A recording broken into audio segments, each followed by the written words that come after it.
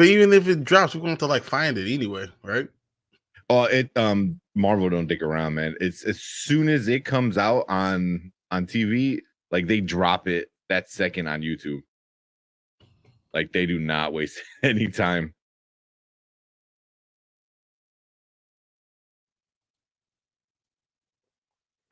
Here we go. Come on. Yeah. And we still got 2 minutes left in the game, so at least to halftime. Dude, so all the channels been doing pretty good. Spoiler Kings are at 218 now. I know it keeps on moving so fast. I know. Even Nerd Huddle got a few more subscribers. Dynasty Pylon got a few more subscribers. I think it's because this past week we got some more. You know, it was a little bit different. At least a little, doing things different helps out. Yeah. Well, I cut up all those that long 4 hour into so many videos. And oh my god, dude. Dude, we've been getting some hate on the NFC South, I think. Really? Yeah. Like, oh, you guys are Bears fans. You don't know what a good draft looks like. I was like, exactly. We know what a bad draft looks like. Exactly. It looks like yours. That's what I said to somebody. They didn't respond back. But it's like sports. I'm more like whatever. Yeah. But yeah. Who did they say had a good draft? I don't even know. Because they didn't really say, but it was the what division was that? The Saints? I think it was the Saints, maybe. They know they overdrafted. Yeah. So it was like, it's funny. But at least, like, all right, like you can have a bunch of opinions, like, because like fans are fans, you know what I mean? Like, is whatever. So I was like, it's more funny when it's like sports, because people are like, what? No, blah blah blah is great. One guy is he goes, Martin's the only one that he said Martin's the only one that know what he's talking about. Because we both said like, nah, this guy sucked, and Martin's like, what? No, he's good. I'm like, nah, he's not gonna be good. I think it was. And his cousin comes up. I think it was on the same. But that's always funny, especially that you could be way more opinionated about like sports stuff. That offensive lineman they drafted was like a reach, so that might be it. Who's that? On the Saints, was it Smith. I think it was because it was Smith. It was to beat to cover for Armstead, Terran Armstead. So whoever they drafted, I know they drafted him to cover for that. Yeah, it's funny. It was funny. I said he's not a left tackle.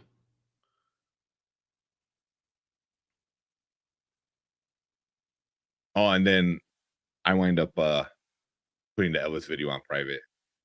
I had to delete some comments. Yeah, I had to delete some comments. I'm like, yeah, I'm over it. We don't need this shit. And I deleted some comments. I'm like, yeah, nope.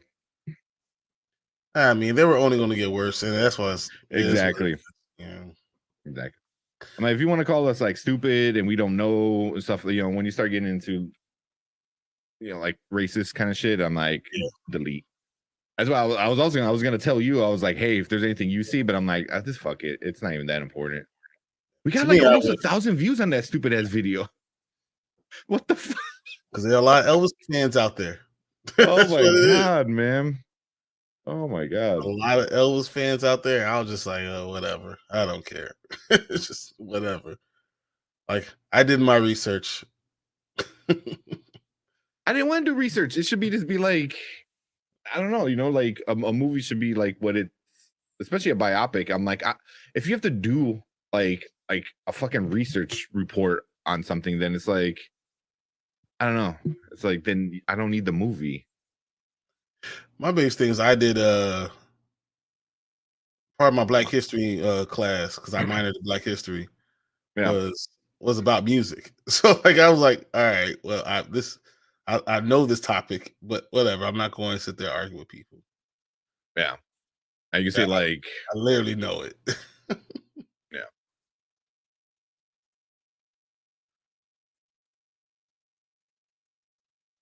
Wow.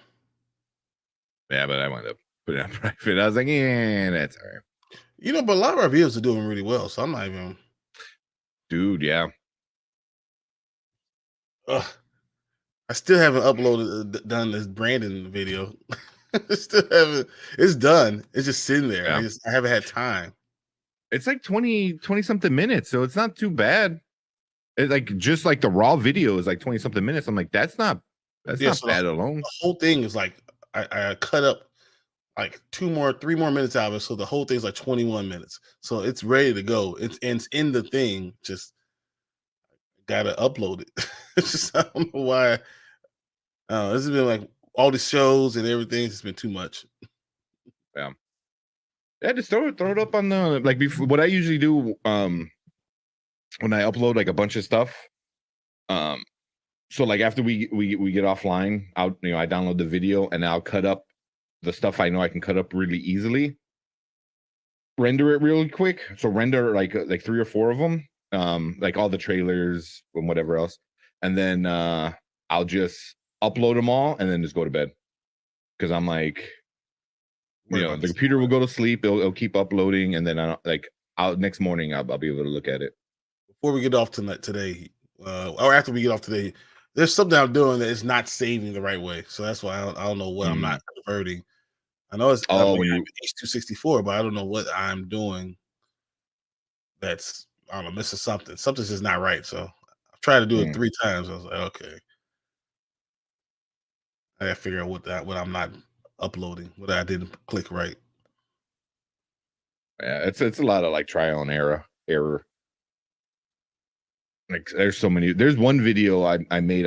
The video was great. I thought I thought it was pretty good, and at the very end I messed up, and it's just like I forgot to cut something at the end, so it was just like 3 minutes of just darkness with like nothing. Like but then YouTube, like I still haven't fixed it because it was like one of my first videos I ever uploaded. But now YouTube, you can edit it on YouTube, so I could probably go in there and cut it off, but I just Yeah, whatever. Yeah, it was like we went to the MSI.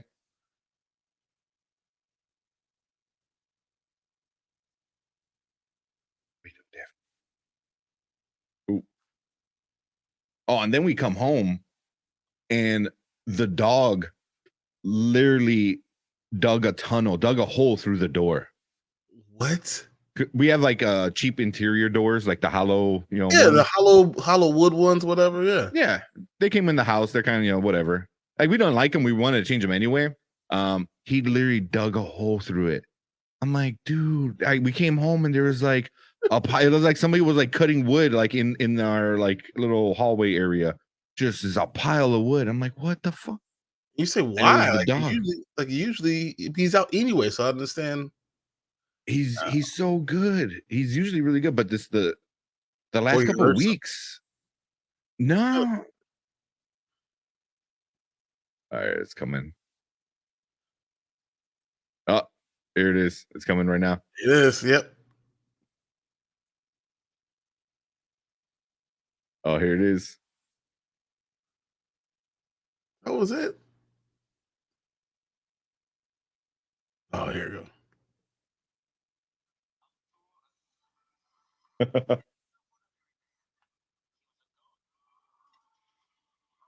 planet Earth for the 500th time, Thor set off on a new journey.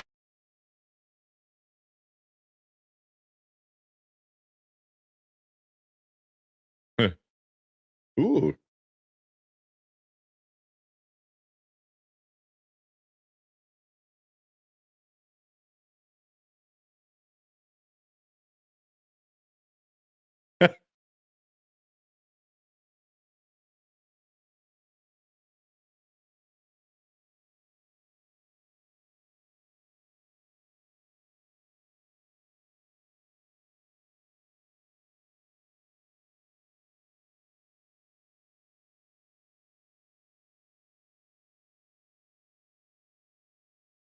Oh.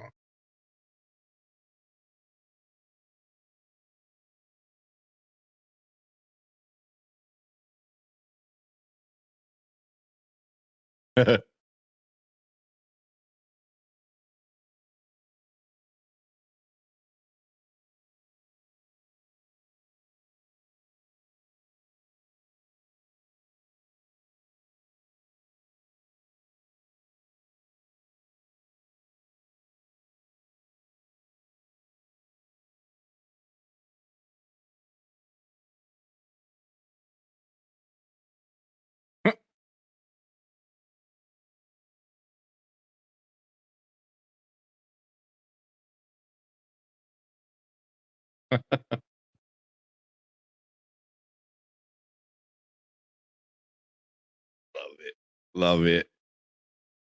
So obviously, I think we're going to watch it on stream, right? That was great. Oh my god. Oh, that was so great. Oh man. You flick too hard, damn it. Yeah. Oh, that was awesome. Oh my goodness. Did you see That was pretty good. Jane? Were they holding hands a little bit? I couldn't tell. Was that Thor and Jane with the little pinky hold? Well, I don't know. It could have been though.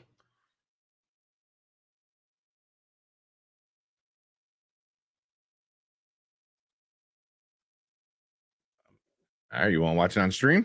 You know I do. I was pulling it up already. Yeah, I found it. Oh, I had Marvel Studios like already on the thing, just ready to go. Oh, did I share the wrong screen? Oh, let me make sure I share the right one.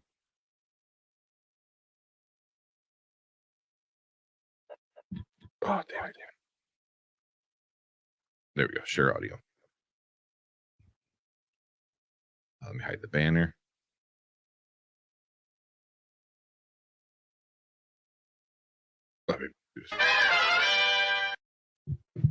All right. The brand new came out 3 minutes ago. Thor: Love and Thunder trailer. Let's go. Kids, get your popcorn now. Let me tell you the story of the space Viking, Thor Odinson. He was no ordinary man. He was a god. After saving planet Earth for the 500th time, Thor set off on a new journey. Well, he got in shape. He went from dad bod to god bod. And after all that, he reclaimed his title as the one and only Thor. Oh, spoke too soon. Jane?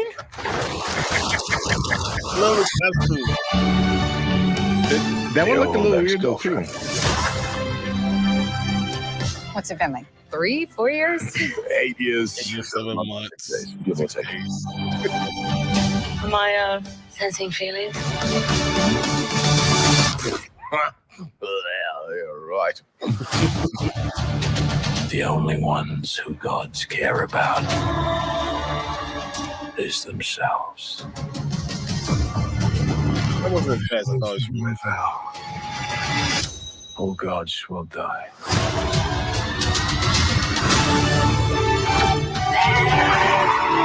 I just want to say that was very, very impressive what you did back there.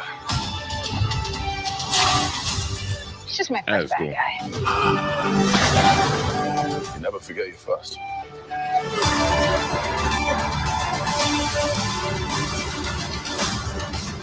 You are not like the other gods of kill. You have something worth fighting for. Yeah, that's real.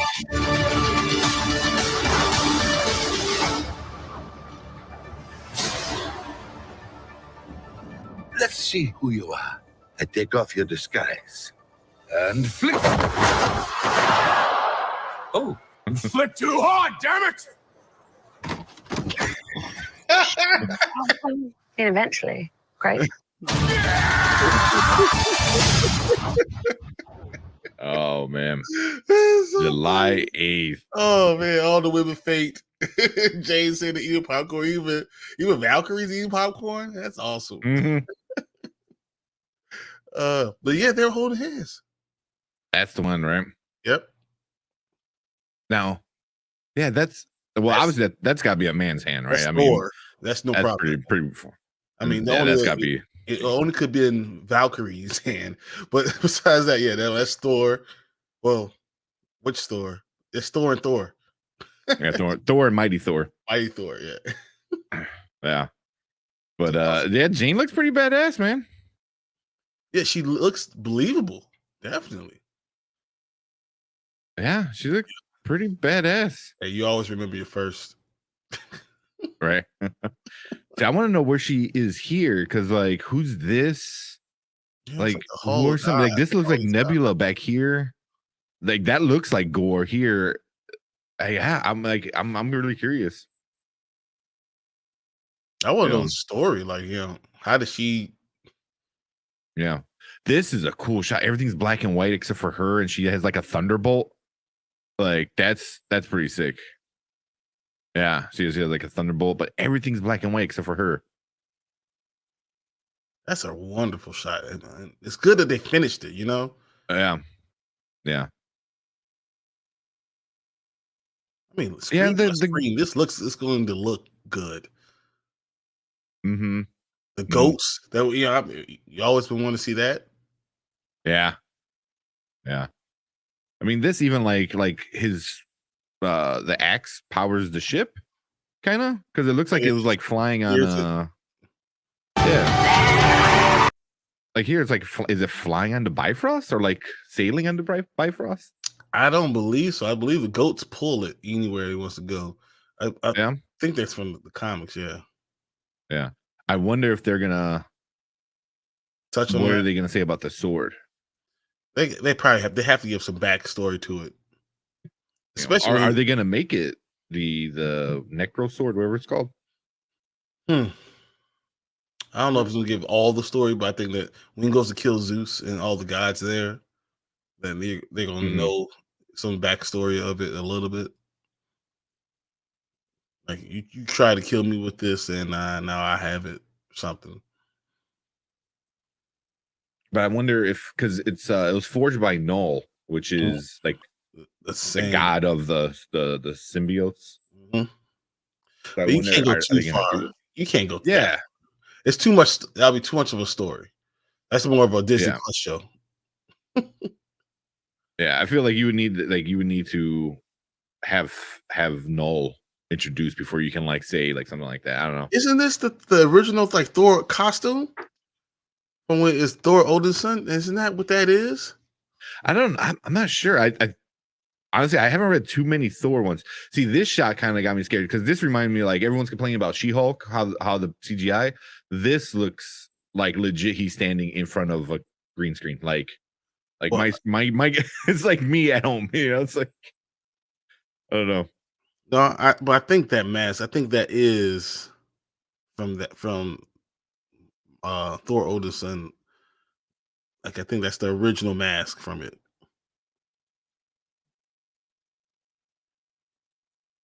Yeah, I'm pretty sure that's what it is. Yeah. Looking at it was like the Thor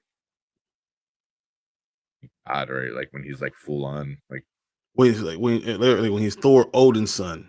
I feel like that's the helmet that he wears. It's very comic book. Yeah. Like, if you look at like Thor Odinson from Earth 161, you'll see it with. It's not usually gold. I thought it was silver, but I believe you'll see that. That's what this mask is, signifying that he's more than just Thor. Yeah, like he's the All Father right now. Yeah, exactly. Or he will be by the end. He's becoming what he's supposed to become. Mm-hmm. I guess a little. I want to know what's going to happen with Thor and Jane then. Yeah, see, it's usually silver and all the things I always saw. Yeah, that's one I saw right now. So I mean that makes sense. Yeah. But I like the colors, man. I think the color scheme is pretty cool. But I like how he's like it's coming to him. He's like, "Oh, hey," and then it's like, "Nope, you're back. Come on, come to daddy." Oh, going to my ex-girlfriend.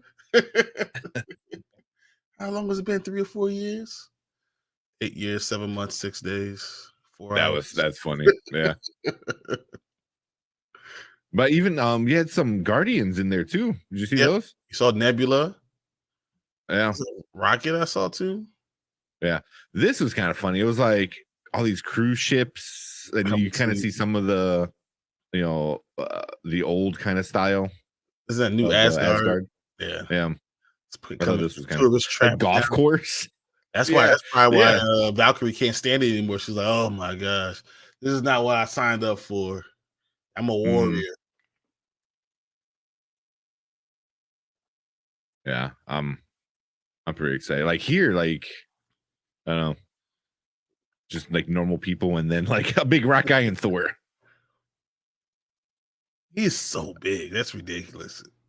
Dude is jacked. So like I like this is so funny. That does not look like Kurt Russell though. He's gained a little weight.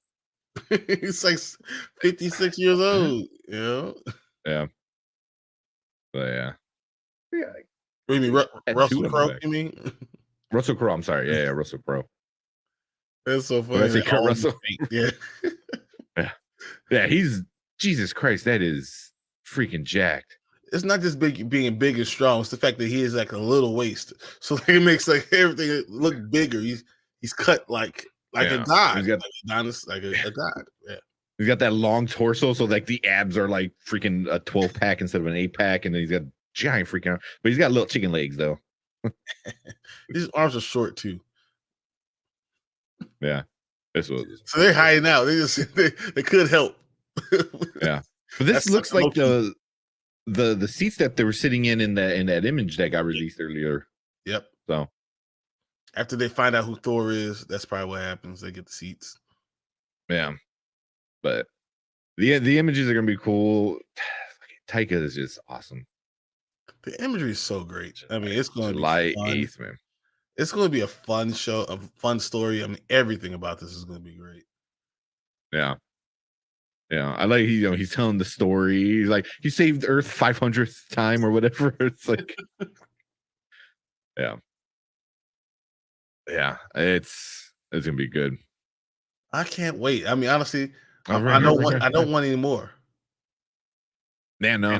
Exactly. Yeah, Manus, Star-Lord, teenager group over here. Yep. I don't want any more. I don't want to show anything else. I just want to enjoy the movie for what it is. Yeah. Yeah. Yeah. This I got enough. Nothing's really spoiled. Yeah, I feel like okay, I know all the characters, how they all look. I know nothing about the story, and let's keep it that way. Yeah. Let's keep it that way. Like, let's enjoy it. Yeah, just like I think a good trailer teases. Exactly. Yeah. Exactly. Yeah, this is a good tease. I think. Like I'm hyped for it. I have questions. That's what I want. Saying that the handhold thing that kind of confuses me. You know, where do they go from here? Because Marvel could go anywhere with this, so it's very interesting. I don't know. I can't wait to see. I'm gonna be curious. Like, is Jane? Was she snapped? Is that why she's like, oh, what? It's been a couple years, and he's like, no. So it was like, was she snapped or was she not snapped? Was Thor wasn't snapped? What? Oh yeah, no, Thor wasn't snapped. Yeah. No, because he got fat. Yeah, that's right. Yeah. Yeah. Yeah. I don't know. A lot of questions. I hope they answer. I think they will. They probably answer those questions like the first 15 minutes. Yeah. And then just lead into how she became Thor, why she became Thor. Did they release the runtime? I didn't see it yet. On Facebook. They did. Oh no. They did 2 hours and 13 minutes. Well, for Marvel, that's pretty short. Yeah, I was gonna say it's super short. But how long was Ragnarok?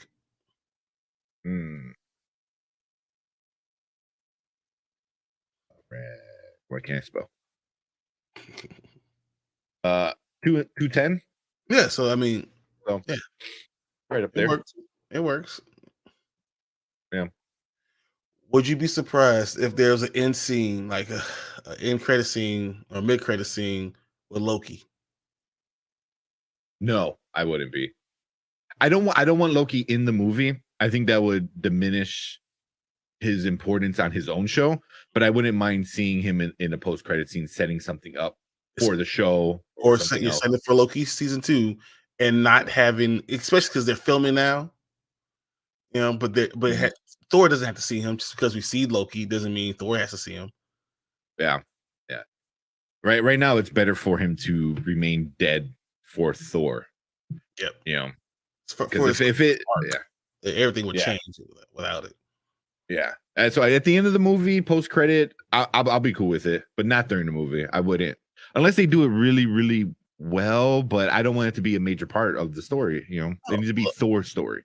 What if it the whole story goes out and then Loki comes to New Asgard? Like, what the hell is this?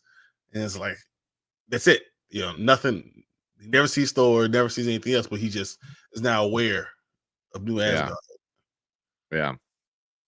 I don't know. They have to tie it somehow because Loki is such a big part of the whole multiverse MCU kind of thing that they're doing in this phase. So I can see them doing something like he brings a bunch of other Thors to Thor, because like imagine like he's already like, oh, there's another Thor, and it happens to be Jane, my girlfriend, ex-girlfriend, and then at the end of the movie, he kind of accepts he's not the only one, and then Loki comes in, he goes, oh yeah, hey, here's an army of Thors, we need your help. He'd be like, what if Thor and Jane get together, whatever, but it's really Thor and Mighty Thor, and then Loki's like, yeah, I had a little relationship thing with someone too. It was like Loki and Loki. yeah, that's true. That is kind of funny. I didn't even think about that. The whole that we're so arrogant, we only could be entertained by someone who's like us. that I mean, Gore did say gods only care about themselves, so you're different. And I think when he's saying you're different than all the other guys, I think he was talking to Valkyrie. So yeah, or Valkyrie. Maybe I was thinking Jane, because technically she's not a god; she's a human that became a god. Yeah, but I'm thinking Valkyrie because Valkyrie was fighting him with the Thunderbolt. I think before that whole conversation, that's what that is. Yeah, he's talking to Jane. So you're different than they are.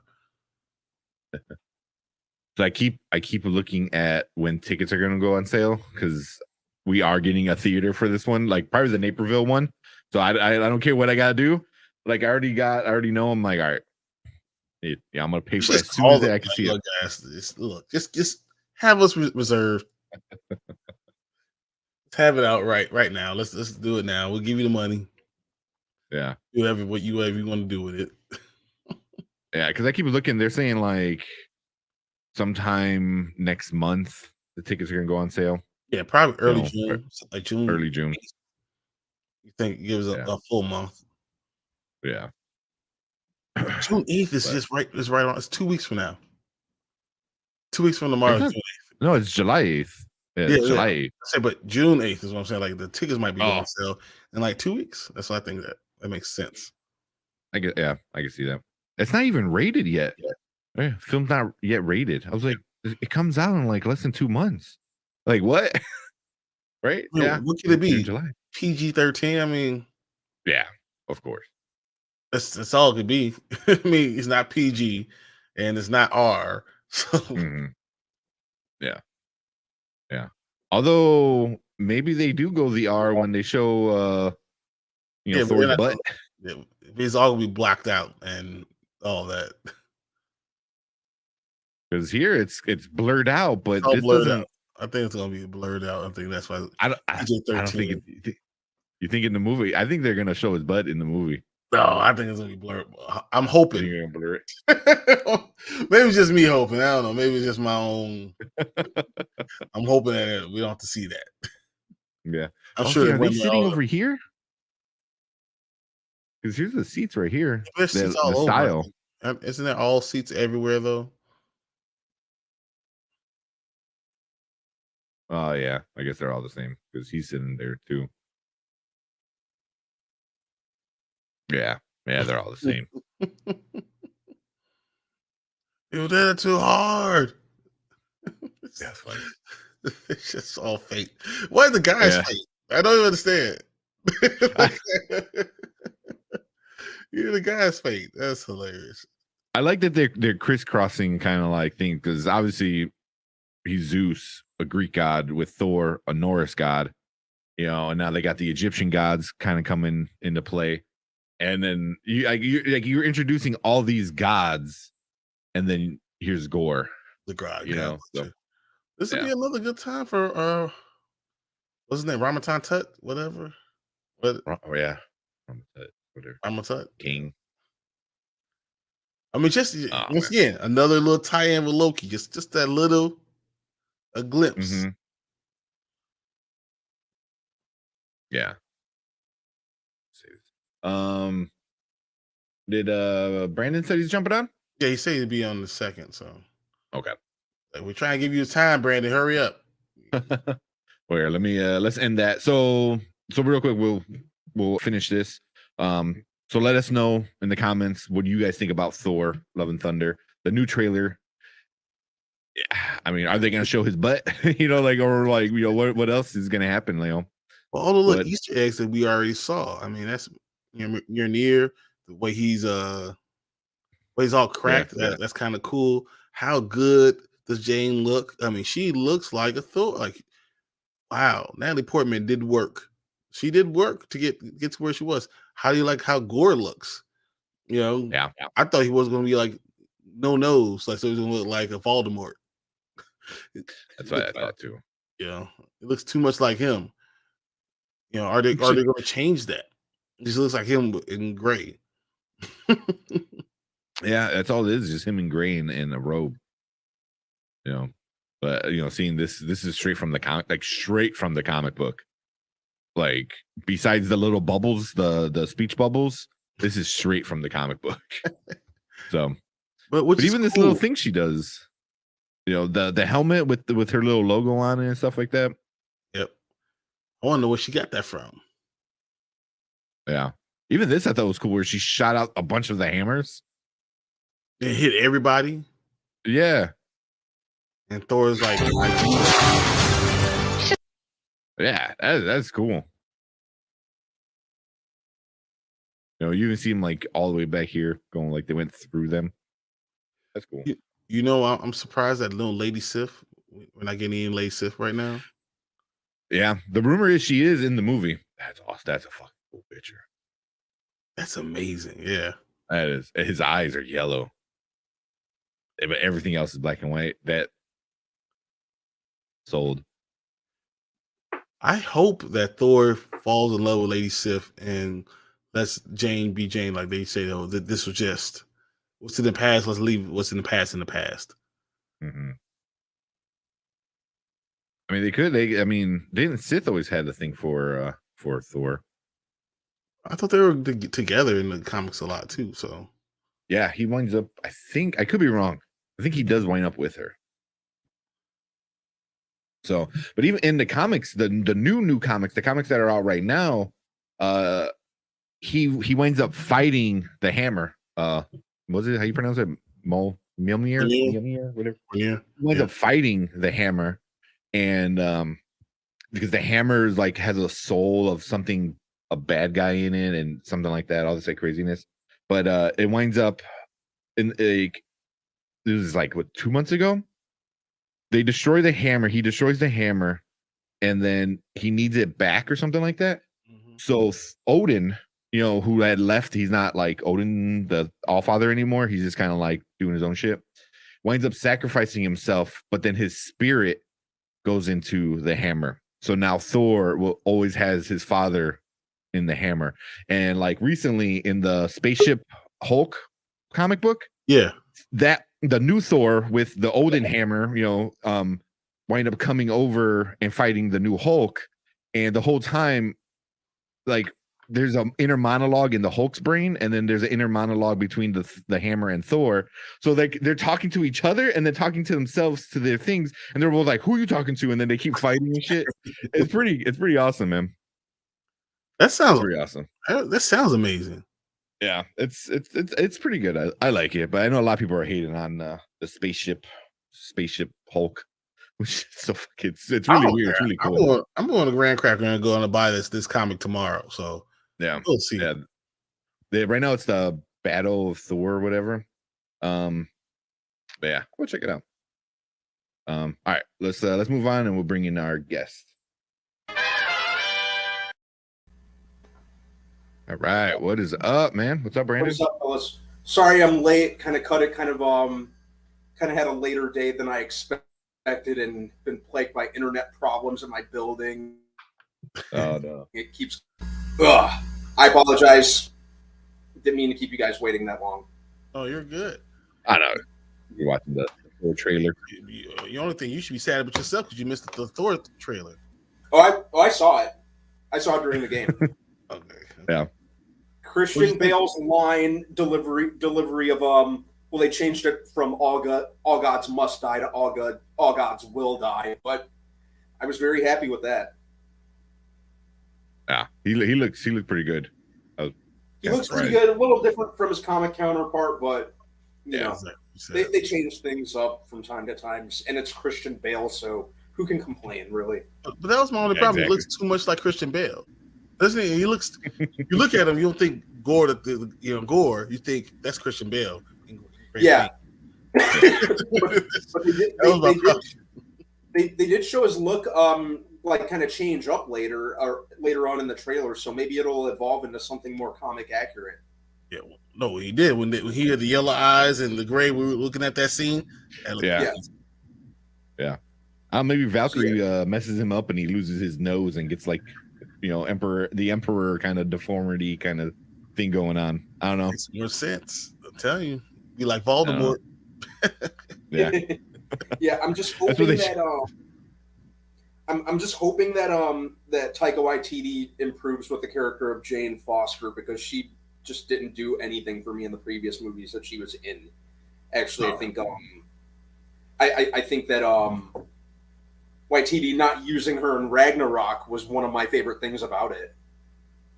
Yeah. I mean, he came out and said, well, she initially said she's done. She's like, the character was trash. I didn't like doing it. You kind of like, so it left a sour taste in her, in her mouth for it. And then Taika went to her and showed her the script and the story, and she's like, all right, I'm in. And then I think Taika knows how to make a bad thing turn good. I mean, he did it with just the whole Thor genre, or the whole franchise of Thor. Because Brian and I were talking about this.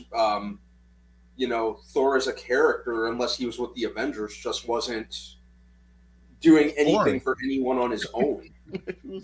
He was boring. That's what he was. Just God. He was a god. It was like, oh, okay, yeah, whatever. He had no personality. It was just like whatever. But I really can't wait to see what happens with Thor and Mighty Thor. What happens between them, and then as we were talking about, if Lady Sif is in there. Does Thor leave Jane, or does Jane say, I don't think it's good for us to date, and Thor goes towards Lady Sif, and he goes on his own adventures? I hope so. Just because I was always a big fan of Sif from the comics, and I like Jamie Alexander as Sif for like the bit the bit part that they gave her and what little she has to do. So I'm hoping that give Sif more to do. Give her more to do. She's been done almost as dirty as Bryan Singer did Cyclops in the X-Men franchise. Yeah. Which all of his little henchmen, I forgot what they're called. Like he had like who was his name? Yeah, the Warriors. The guy who played Shazam. Yeah, the Warriors 3. The guy who played Shazam was one of them. I can't think of his name. Zachary Levi. Yeah. I mean, they had big actors that died very shitty, but 2 minutes in it is like a Scream movie. Like, starring this person, then next thing you know, they're dead. Yeah. Thanks, guys. Yeah. It was a pretty awesome trailer though, all around. It looks like Ragnarok on crack, which I love. Like I love that 80s-esque shot of Thor leaping in the air with Stormbreaker, dude. Oh man, I like the goats. Chris. Finally seeing the goats. That's pretty amazing. I've been able to see that for 3 movies now.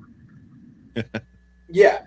And it's almost like Waititi has kind of soft rebooted the franchise or the Thor series to an extent. That's a good point.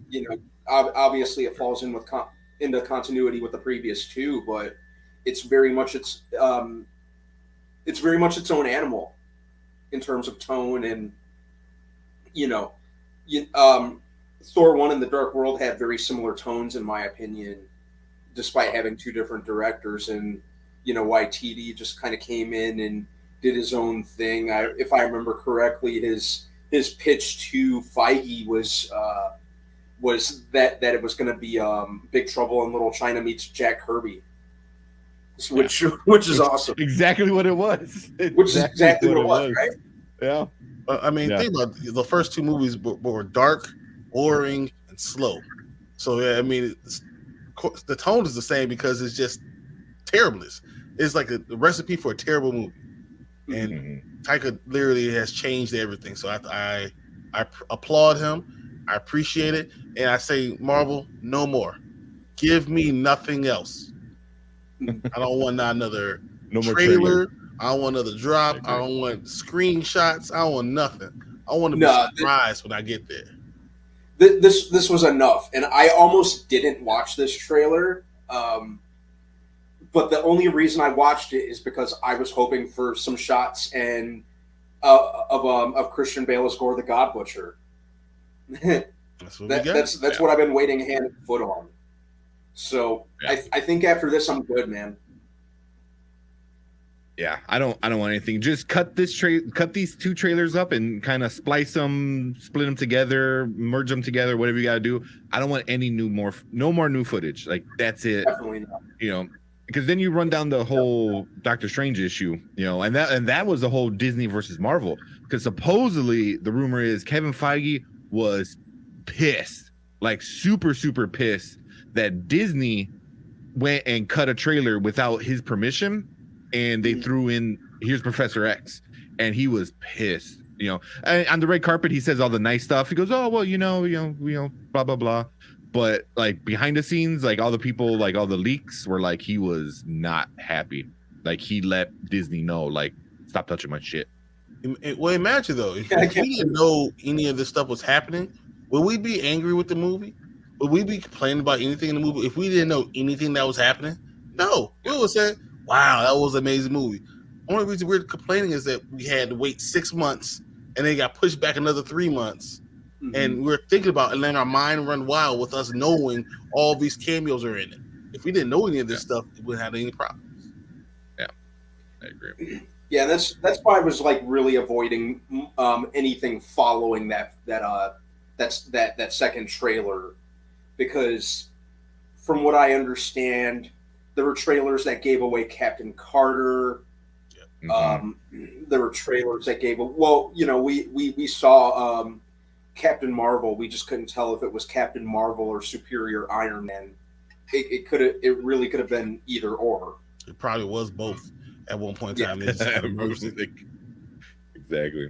And that's a good segue into what we need to be watching next. Yeah.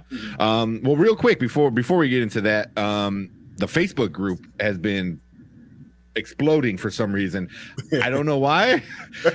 Shout out to Oli. I know sometimes she's in here. Shout out to Oli. Oli's always posting good stuff. And I try to stay up to date with it. But yeah, man, I think we were like at 340 something, and now we're like up to like 370 something. Yep. So in like a week.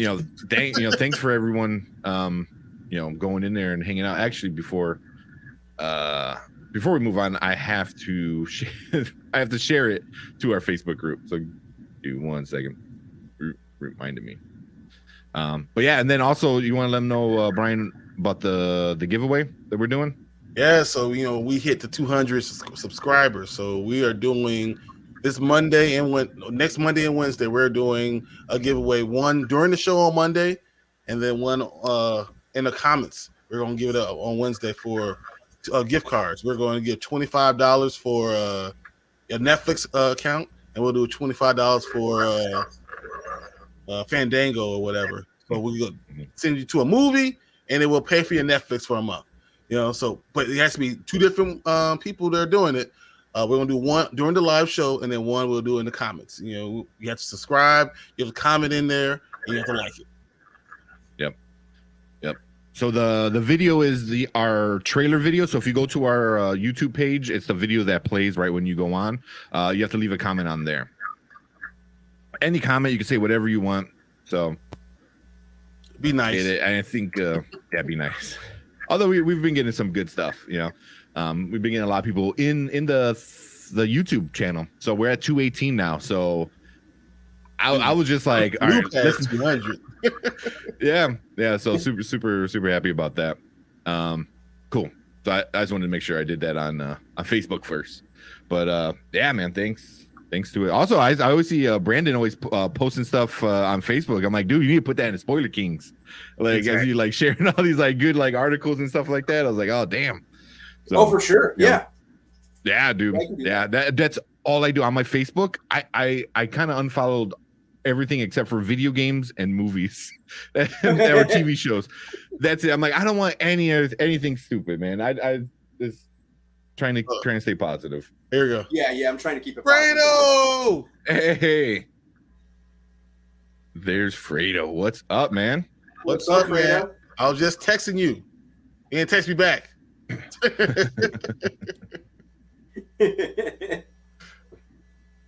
So yeah, Fredo and chat.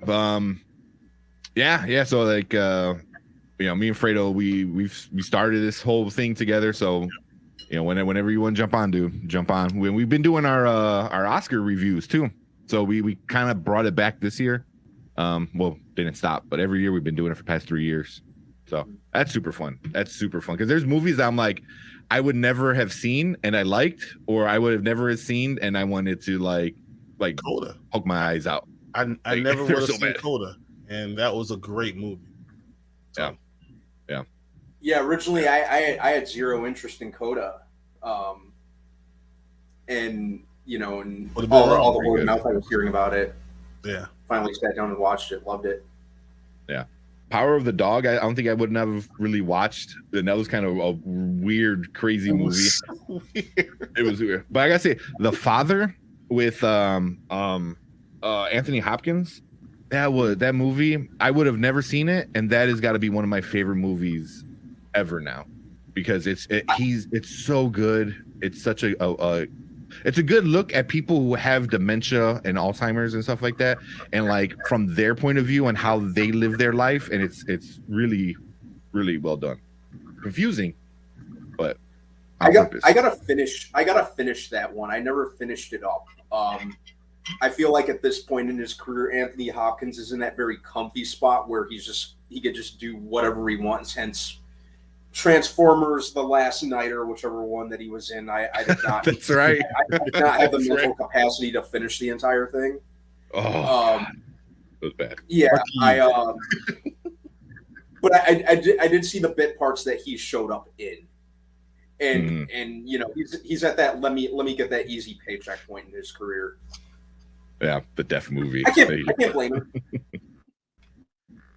Yeah. I mean, he won an Oscar for The Father. So he won. He beat what's his name? Chadwick Boseman that year. I couldn't believe it. Yeah, Mama Ray. Yeah, they're Mama Rainey, something like that. Yeah, they were both great movies. They were both really. Yeah, it was Ma Rainey's, not the Five Bloods. That he was no. I think that was the one that he lost was that one. Yeah. Which pissed off so many people because they left it to the end because I think they were hyping it up that he's gonna win. They're gonna do a tribute, and then they're like, "Oh, and Best Actor Anthony Hopkins." Okay, see you guys later. And I was like, everyone was like, "Boo! What are you doing?" Oh, they cut it so quick. Yeah, like Anthony Hopkins wasn't even there, because of COVID. Yeah. He did it via Zoom. Yeah, he's on this screen. Yeah, so but that was a good movie. I recommend it. But that's Fredo in the Deaf movie. so hopefully you get some time and come back on and join us for a BS show or something like that. All waiting. Yeah. All right, let's do this next trailer. It's been 50 minutes. I can't believe it. I know. Holy shit. All right, we'll keep this one a little short. All right, so the main topic for today's show, which an hour later, we're doing talking about Chip and Dale Rescue Rangers. Just came out on Disney Plus. So you can go watch it right now. You know, we all watched it. You have a quick synopsis, Brian? I didn't even pull it up. You didn't pull it up? It's okay. I'll play the I trailer. knew it was We'll coming. talk a little bit. Yeah, play the trailer. We'll talk a little bit about it over the trailer. So no sound on the trailer because copyright. But yeah, it's just kind of it's a kind of behind the scenes kind of movie. So it's not a Rescue Rangers cartoon sequel. It's more of the characters behind the show. You know, how they got together, how they found each other and lived and became That's famous and started. Really good because all it says is 30 years after their popular television show ended, the Chipmunks, Chip and Dale, live very different lives.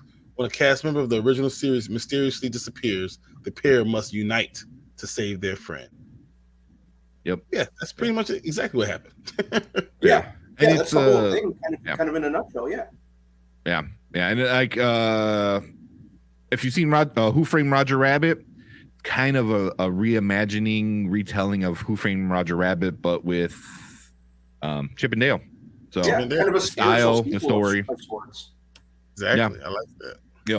And he's in the movie. So doing the Roger start off with Roger Rabbit. The Roger. Right. So here's all the stuff. So they have a bunch of different animation styles, claymation, live action, original 2D and stuff like that. But I'll start off with so we usually start off with the good stuff and then we'll go into the bad stuff and then we'll give our ratings. So I'll start off with the good stuff that I know all you guys have was the cameos. Holy crap, the cameos were amazing. I don't know, what do you guys think about some of the cameos? Oh, I thought they were great. Cameos that I didn't even expect. I mean, hell, Ugly Sonic. They best. That was so good. It's like it's good that something that they were able to utilize Ugly Sonic for something. So it wasn't a total waste. Right? The several Seth Rogen character cameos were funny. That then he was Pumbaa and he was Mantis. And he was the Blob and from. He was Bob. He was Monsters, Bob. Yeah, you're right. Yeah. Oh man. Yeah. I'm actually Simmons. probably gonna have to watch it again at some point just to pick up on even more of the Easter eggs. Like the Easter eggs were one of the high points for me. Oh yeah. Like nearly every scene or every scenario had some kind of Easter egg, so that was really clever. And I just to kind of branch off of what you said, Anthony. Like it was a behind the scenes kind of continuation in that regard, rather than like an adaptation or a sequel, or like a remake. And I do just want to say I knew that I was in good hands with this movie because originally I had no interest in even watching it. Like it was so under my radar that originally I wasn't even going to pay it any mind. I was going to watch something else until I saw a lot of people talking about it. And I think the moment that I knew that it was in good hands was when, one, it opened with a Tenacious D song. Yes. Yes. And two, when we're in present day, you hear Chip listening to Lamb of God. Yeah. I thought he takes out his earbud and I'm like, what? I didn't expect that. Yeah. That was did not expect Chip to be a Lamb of God fan. That was great. Yeah. What do you think about the voices though? I mean, what Andy Samberg as Dale and John Mulaney as Chip? When I heard that was announced, I didn't know where they were going to go with it. It is free. It is. Yeah, and I liked that the high-pitched voices that we were used to as kids was just part of the act. I thought that was pretty clever. That was very clever because who the hell wanted to watch a whole movie with them that high-pitched voice like that? I would have thrown a shoe at my TV. Yeah, I like that it came back though. Like as they were arguing, it started and then went up to the high pitch. It was funny. Yeah, that was cute. I like that.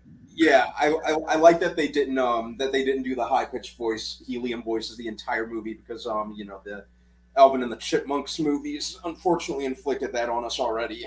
That was funny though. That Alvin and Chipmunks were like the other ones they're looking at like the whole time, like these stupid chipmunks.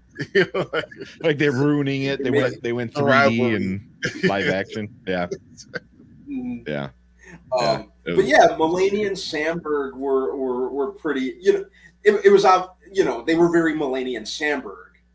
Yeah, but it worked in this context. When I heard like the Lonely Island guys are doing this, I'm like, I kind of had a feeling that it wouldn't be like a straight adaptation or redo of the original series. It was going to be something kind of self-aware and meta, like Popstar or what was the other one they did?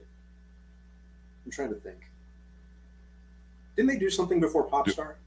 Hot Rod. Yeah. Yep. Oh my God, I forgot about that movie. Yeah. With Andy Samberg. Yeah. And Akiva Schaffer directed it. So I was very happy with the route that they went. It's probably the best route they could have went with it. Yeah. So, I mean, those were my hot points. Yeah. What about you, Brian? Anything else? I don't know. I thought it was, you said the cameos, it said J.K. Simmons as Captain Putty. I liked that. I thought it was really well. Will Arnett. I mean, they just had cameo after cameo after cameo. All the cartoon characters were really cool. How they mixed in the claymation with the cartoons, with actual live action stuff, with regular people.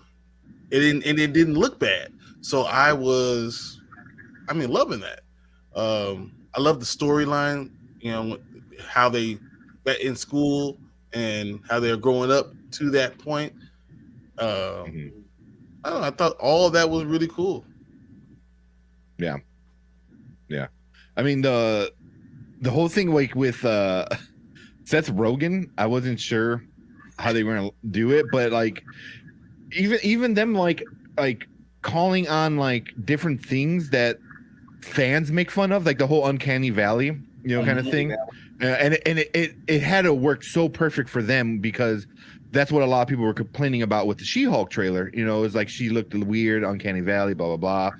She looked like on a green screen, and then this like makes fun of that kind of stuff. Like the early 2000s where everything had the Uncanny Valley, and then where they went to the village, I think wasn't it called the Uncanny Valley? Uncanny Valley, it was called the Uncanny Valley. Yeah. So I thought that was like, just making fun of itself so much. I mean, once you see Ugly Sonic, it was just like, I'm like, all right, they're doing this with this thing. Ugly Sonic was the best part of the whole movie. And they kept slow mowing on his mouth with the human teeth. But also I felt like that was like a shout out to like the guys who originally spent a lot of time making that movie just to get rid of it and redo it. So it's kind of like, hey, you're like Brandon said, was like, your work is not completely wasted.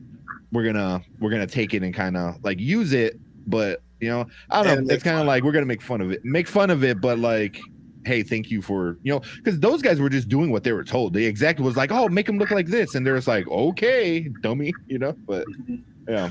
I think my favorite part of the whole movie was when Scrooge McDuck, when they're going to the different rooms, Scrooge McDuck was in the bathtub with the coins and swimming in the hot tub full of coins. That was hilarious. And then Darkwing Duck. I love Darkwing Duck. So I love that part, seeing them. I was hoping that we get even more Darkwing Duck, but I don't know. I thought that they did a really good job with it. Same. Yeah. Like, it was very, very unexpected for me. I'm like same. Go ahead. Sorry. Oh, I'm sorry. I was just gonna reiterate. Like I said, I had the intention of not even paying it any mind. I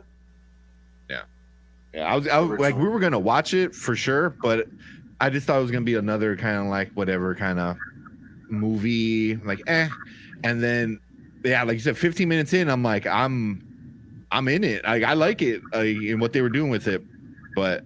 What were some of the bad stuff? Were there things that you were like, I wish they didn't do this, or they did something too much or not good? I gotta be honest with you guys. I was watching it last night, and towards like the middle, like not the end, but like right in the middle, past the middle point, it was taking too long. I was getting bored. You know, it did kind of drag. Yeah. Yeah, for a movie that had all these elements of cool things, and to only be an hour and a half, how do you have a dragging movie when it's only an hour and a half? It's almost like they ran out of ideas and they couldn't get to the point, and they realized they had to be over an hour and a half because it had to be a movie. So like it should have been like a long episode. That's what it really was. Yeah. I mean, it could have probably got away with a 60-minute. Yeah. For sure. 65 minutes, and we'd have been good to go. Put some commercials in there. Yeah, I kind of get that, especially kind of in between the second and the third act. I definitely agree. It dragged a little for me, and they were it kind of felt like they were going through the motions, and yeah, there were parts during that time that kind of all just kind of felt like filler. I get that. So exactly. Yeah. I can agree with that. Yeah, there was some bad thing. I mean, all the voices were pretty good. The one thing I wind up finding out later is this movie's getting a lot of heat from Disney for the villain of the movie, which was Sweet Pete, who was Peter Pan. Supposedly, I gotta look up this person's name. The kid who voiced the original Peter Pan. Let me see what his name was. I looked it up yesterday and I lost it. But he had kind of a similar story. Exactly. And his kind of ended a lot more tragically than Sweet Pete's. Oh, I understand why people be upset with that. Okay. Yeah. What was his name? I just had it. It's all over Twitter. Twitter's kind of like, good job, Disney, for making fun of, your first, child star that you made, into like a homeless, broken person who wound up dying. I think he died when he was like 31. Oh, no money. He was homeless, unmarked grave, and this was like the first actual child star of Disney, so they're getting a lot of heat from that. I can see that. But also, I mean, especially it being Peter Pan, and this kid was the voice of Peter Pan, and then they did the same thing. Once he got too old, he got pimples. Disney was like, hit the road, and kind of let him fall to the wayside. But he's not the only one. There was a lot of other, obviously, child actors that even still today that kind of go through the same thing. Not as bad as that, where like by the time you're 30, you're just in that bad of a situation. But yeah, that's the one bad thing that a lot of people are talking about. I want to give the writers at least the benefit of the doubt, because I didn't know that until I started seeing on Twitter and stuff like that. Yeah, but about it. Send it to Disney, someone should have said something. Someone's editing and saw this. Hey, you guys do know this is what happened. Yeah, to the actor who played the very character that that you're making. Bobby Driscoll is his name. Yeah.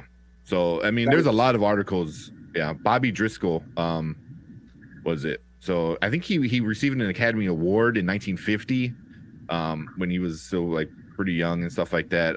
But yeah, he was his body was unclaimed for over a year until his mother tried to find him, and he was 31.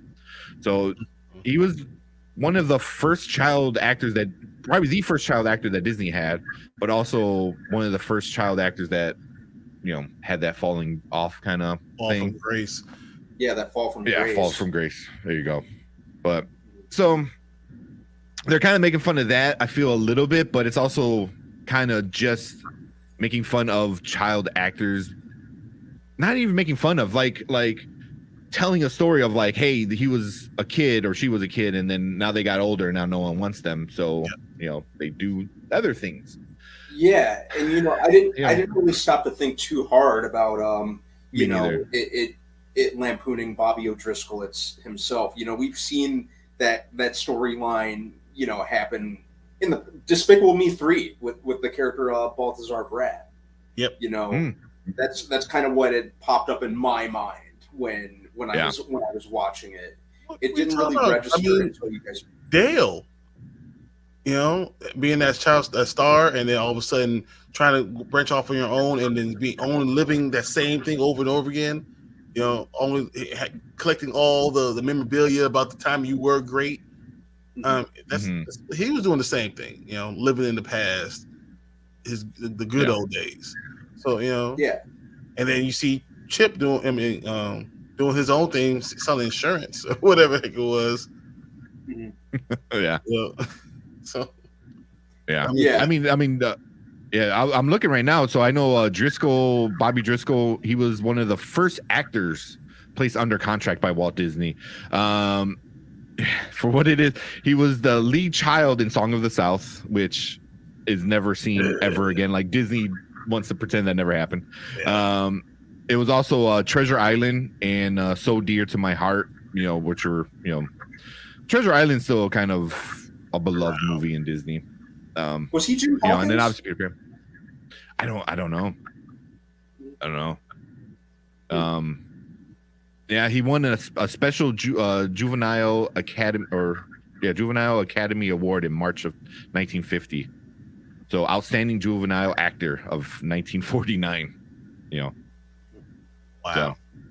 So that's I didn't know that, and I was looking up the movie to see what like other people were saying about it and blah blah blah. For the most part, everyone loves it, but there are some people that are like, "Hey, why are you making fun of your child actor that you ruined?" Which I could see it, but also it relates to almost every single child actor. Yeah. You know, so and it's just kind of Hollywood, not just Disney. You know, I mean, so. But that was one of the only bad things, and while watching it, I didn't think it was too bad of a thing. It was more of a, after looking back and seeing what people were saying about it, kind of became like oh maybe, but I don't know. I mean, just as on a movie aspect, it didn't ruin the movie for me. I thought it was funny, you know. And then they Sweet Pete, you know, and like his whole thing was like, oh, he took down broken or toys that no one remembers, and then turned it into porta potties, you know, like actual poop, like spots. Yeah.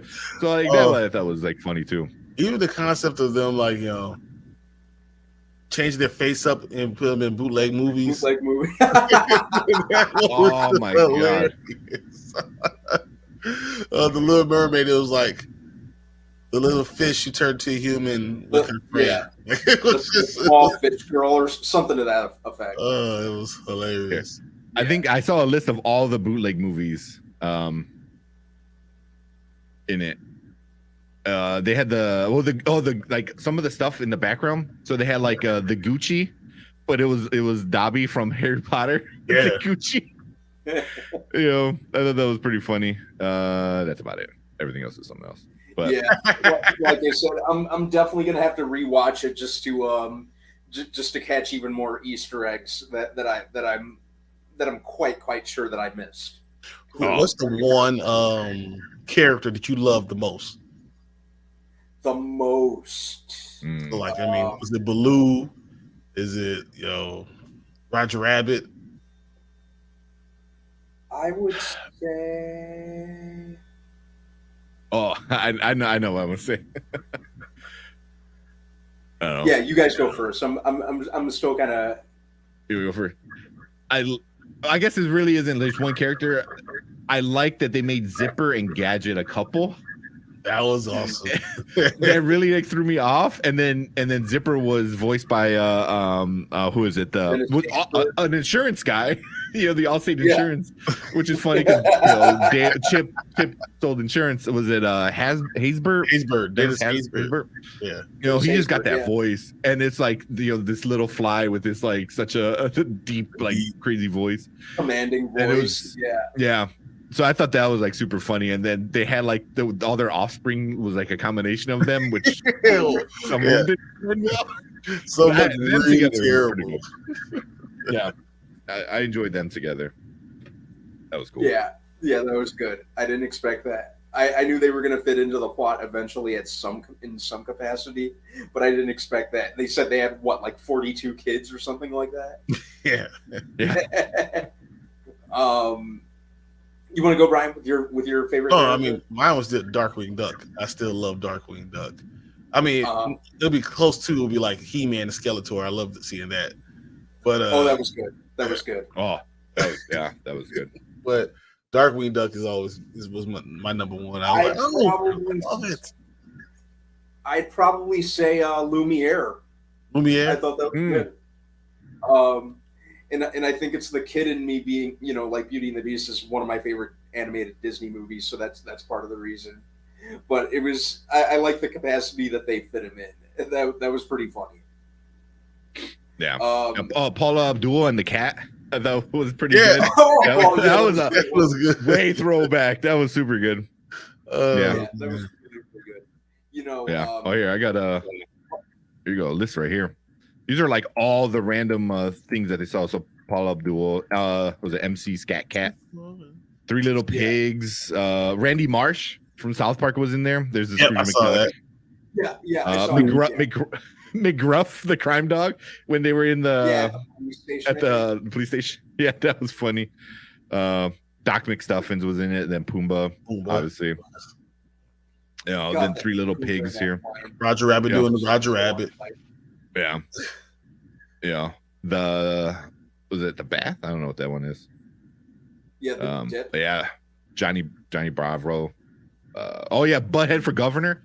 It was on the bench of the seat, like the bus stop. Oh yeah. All the throwbacks to all the other characters, and then all the parts. Like here, I was just like looking. I was like, oh my god, like Jimmy Neutron hair and just all this like crazy stuff here. That was sad. Yeah, that was. You saw the mustache. I was like, oh. Yeah, I think it was at Mickey's hand right here. So, yeah. So it was so much. This is definitely a movie. I don't know if you guys want to agree or not. It was made for. Yeah, it was made for us, people in their 30s. But it had enough. It had enough to make the kids happy. So like, I don't know how if you watched it with your daughters, Brian. I want to tell you, if they were. I watched it with my girls, and one left after like 25 minutes, and the other one was asleep on my lap. Oh, really? Because she didn't care about the characters. All these characters that we're talking about, they don't know about any of them. They saw Doc McStuffins once, and that's what they're talking about. You saw Doc McStuffins, and they went and played with the Doc McStuffins toy.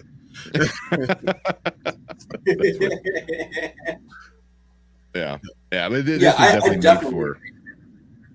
Yeah, people in our age bracket, who like legit, like who actually grew up with the cartoon itself. I definitely agree. I think there was all the references and the Easter eggs that we've been referencing throughout tonight's episode. Those were all for us. Did anyone else sing the song when it was coming on? Sometimes, I was singing the whole time. These two gumshoes. I was in heaven. It was. Yeah, I was, and it has a lot of rewatch value, like I've been saying. So I see myself watching that a couple times. I definitely want to watch it a few times. That being said, let's get into our official ratings. Okay. Where we at? All right. So over here at the Nerd Huddle, us Spoiler Kings, we rate things 3 ways. Either it's a watch now, means go drop whatever you're doing, go watch it right now. It's worth watching. Later means wait till it's either out on streaming, or if it's streaming, watch it while you're doing the dishes, clean the house, whatever. No big deal. Never means skip it. It's not worth the time of day. It's not worth it. So that being said, I'll give Brian. Give you first go at it. Right. As far as the review of Chip and Dale, I'm going to rate it a high later. If that makes any sense. Like a later, you don't have to watch it right now. You don't have to drop everything you're doing and watch it right now. But when you get a chance to, watch it. It is great. You're not going to regret it because, I mean, as said, for us, it's perfect. I'm not saying it's Doctor Strange, it's not Spider-Man, but this is a good, fun show, and it's an easy watch. Yeah.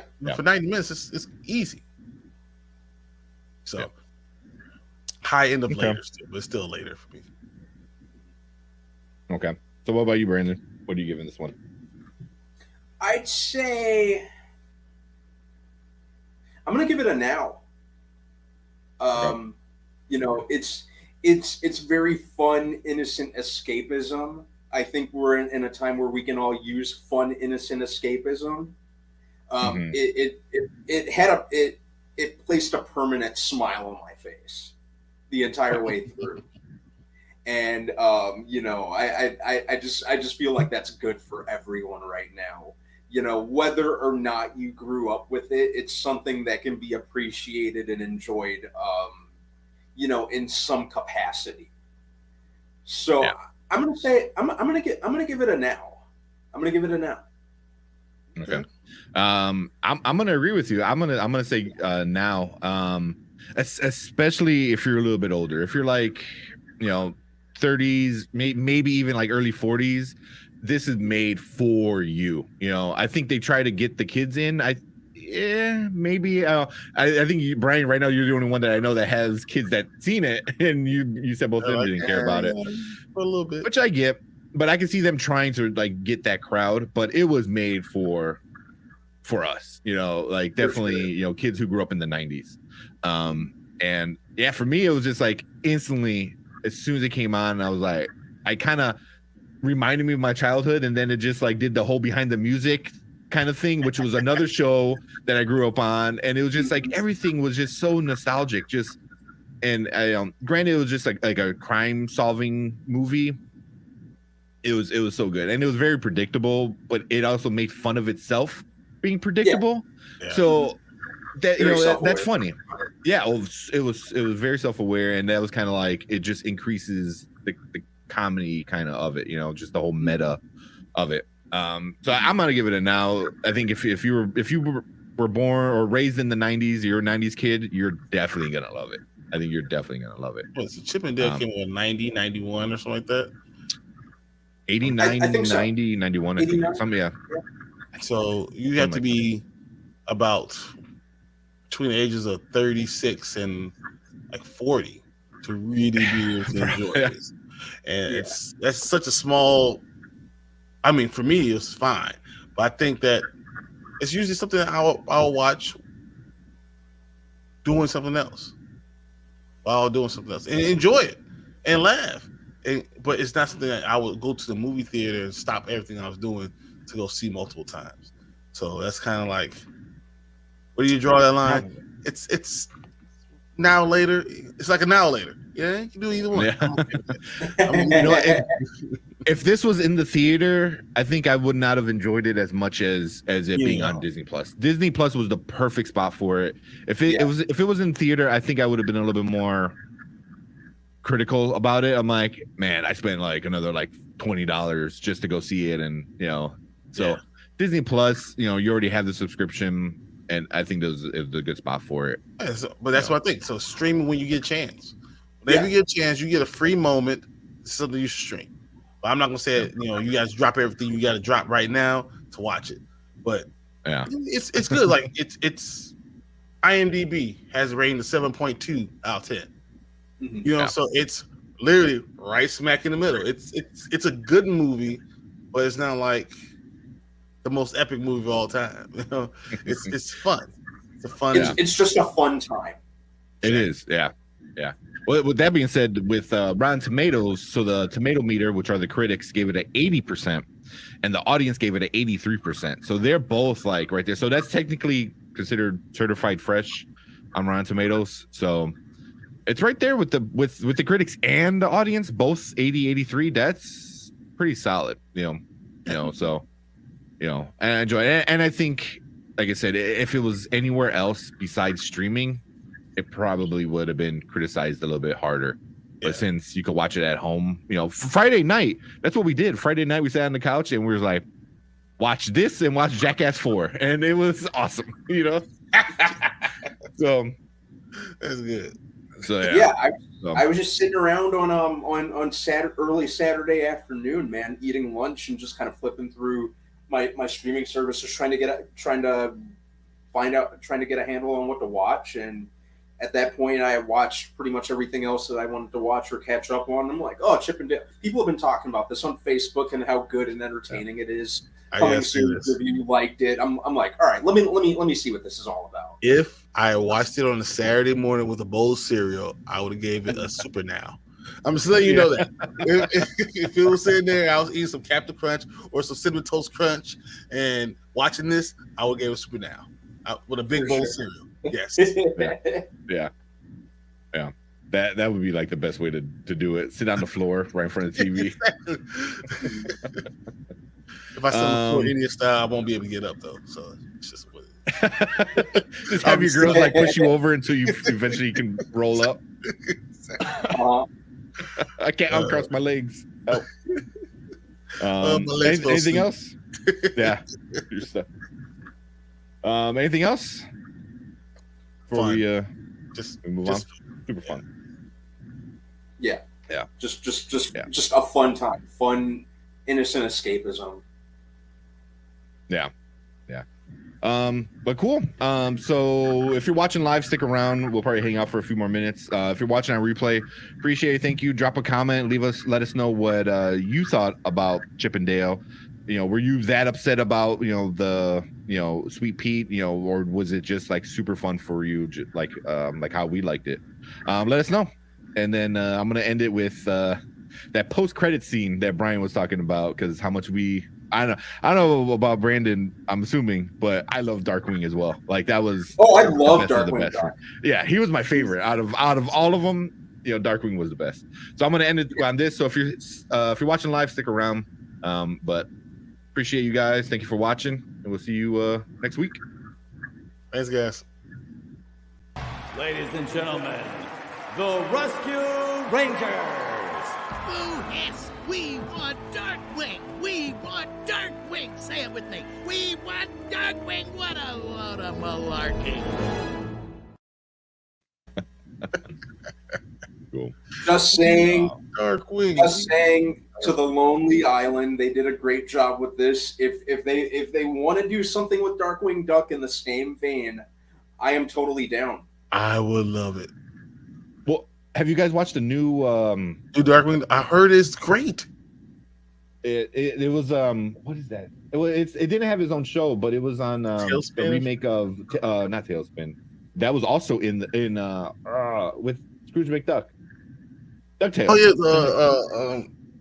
the new DuckTales. Yeah, they had like a new version of Tailspin as well. It kind of sucks because Baloo is dead. So the kid that flew the little Skyrider in the back, like surfing, he's the new like Baloo, which is kind of cool. But then they did Gizmo Duck, which was awesome, and they did Darkwing, which was super cool because they do the same thing where Darkwing was a show in the DuckTale universe. Yeah, so it was kind of like that was the version of like the Adam West Batman that everyone loved, and that was Darkwing in there. And now they're trying to reboot it, but they're trying to be all dark, Christian Bale Batman kind of style. And it was really good. I highly recommend just watching the few episodes of Darkwing Duck and DuckTales. Was well worth it. Because they kind of just type in every time Darkwing Duck is in DuckTales on YouTube, and you'll love it. Yeah, I think the DuckTales was a great reboot. I loved it. Yeah, I loved it. My girlfriend didn't like it, but I'm like, I thought the voices were good. The voices were really good. I mean, they went all out. David Tennant was Scrooge. At one point, Don Cheadle was Daffy Duck. Daffy, yeah. So I mean, Lin-Manuel Miranda was Gizmo Duck. I mean, yeah, they went all out with the voices for sure. And really, with a lineup like that, really, David Tennant is all you need. Anything he's in is worth at least one watch. Yeah. I like it, man. Yeah, he's the only thing that that kind of kept me through the remake of Fright Night. That's right. All right. Did anyone else see the Mission Impossible 7 trailer? Yeah, you want to watch the trailer? Yes, that's what I wanted to do. Okay, because I didn't finish the whole thing. Yeah, so let's watch it and let's give our reaction to that. That's what I want.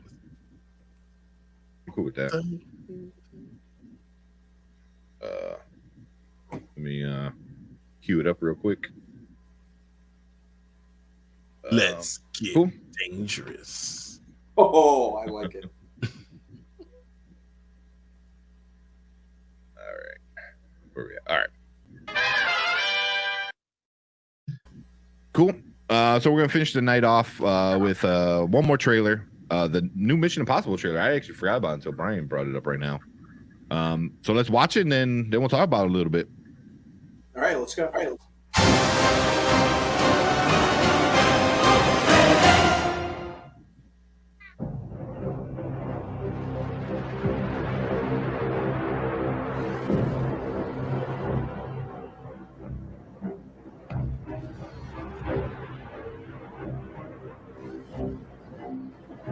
Your days of fighting for the so-called greater good are over.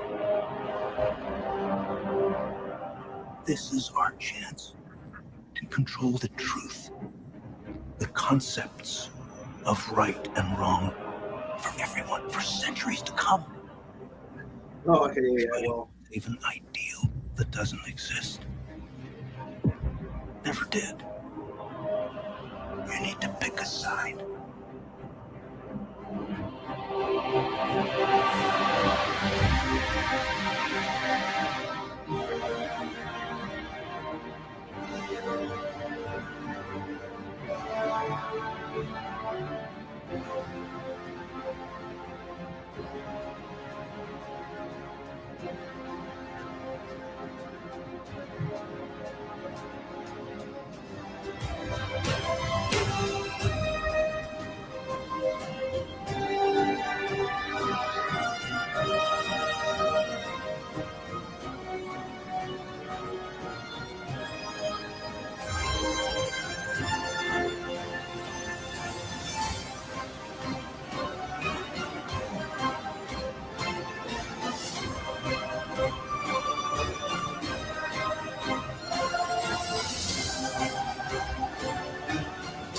Holy shit.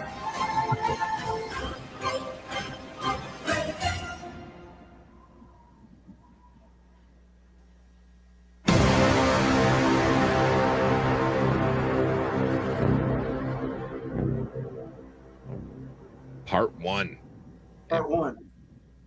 July. Holy crap. Oh, next year, July. You mean I gotta wait over a year? Yeah, wait a whole year. Because you know what? It didn't tell you nothing. You don't know anything about anything except he's jumping off mountains like usual. That's all you really know. And running.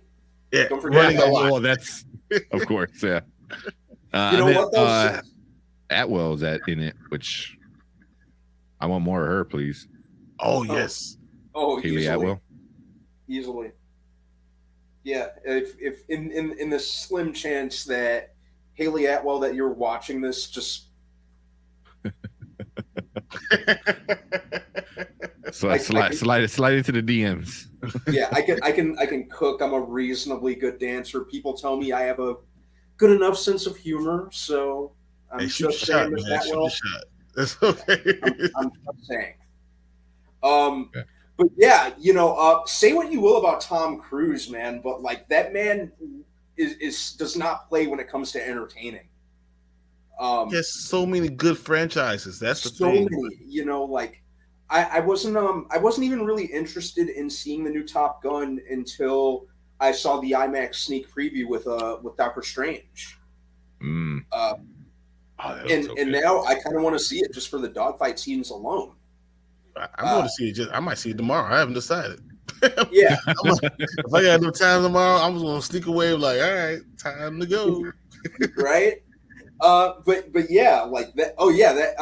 And Mission Impossible was always an interesting franchise to me, and it actually became one of my favorites around the time of probably the third movie.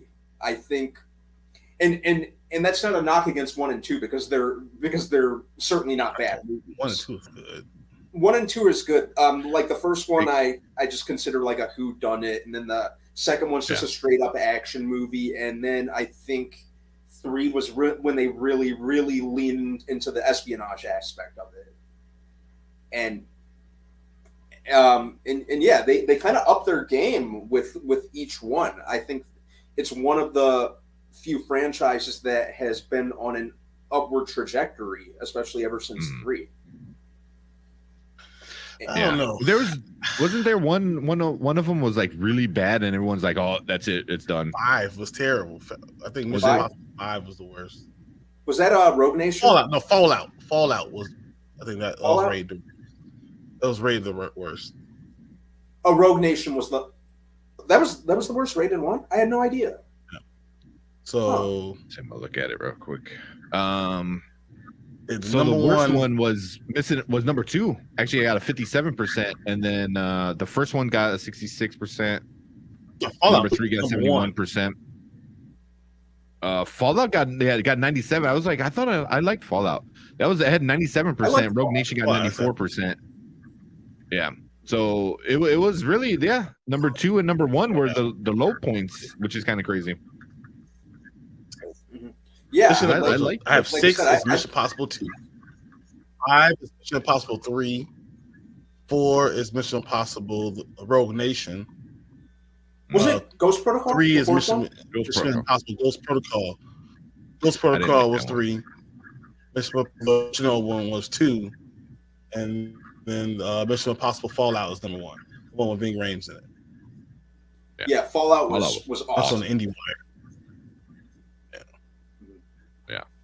Yeah, Ghost Protocol I didn't care too much about. But it got good ratings. I think the the standout thing about Ghost Protocol was Tom Cruise climbing the Burj. Was it that Burj Khalifa that he climbed? Yeah, but I think the thing was all about Paula Patton. Ghost Protocol was Paula Patton. That's what I remember. Oh yeah, she's kind of wavered on my good graces, with that video of her cooking chicken, but I still love her. You don't ask her to cook. That's not what we're here for. As long as she doesn't cook, it's all good. I am still a fan. You know what? I am still a fan. I'm not even tripping too hard about that. I can cook. We're good. We can eat out. We can talk about. We're good. Yeah. We all have one thing that we're very questionable at. So I can forgive that. It's Paula Patton. But yeah, this one looks awesome. What's that? No, it's having to wait a whole year is going to make me upset. And I don't like when you do previews too early. That sometimes takes the joy out of it because now I'm thinking about every little aspect of it instead of just enjoying the movie for what it is. Just we need to take it back to the days of like dropping a trailer like a month or 2 in advance. Just like Love and Thunder did. Just like Love and Thunder. Love and Thunder was less than 2 months. Thunder, we need to bring that back completely. Yeah. Who wants to see a trailer a whole year in advance? Like I don't want to see John Wick when I'm going to see Love and Thunder. I don't want to see John Wick. No, it's coming out in May of 2023. I don't want to see that. Yeah. No. Yeah. Just wait. Give me some time. I agree. Yeah. I agree. I'm fine with you. I didn't even know. Did you guys know they were filming number 7? I didn't even know they were filming it. Let them know have enough footage for a trailer. Yeah. So I knew they were going to make it.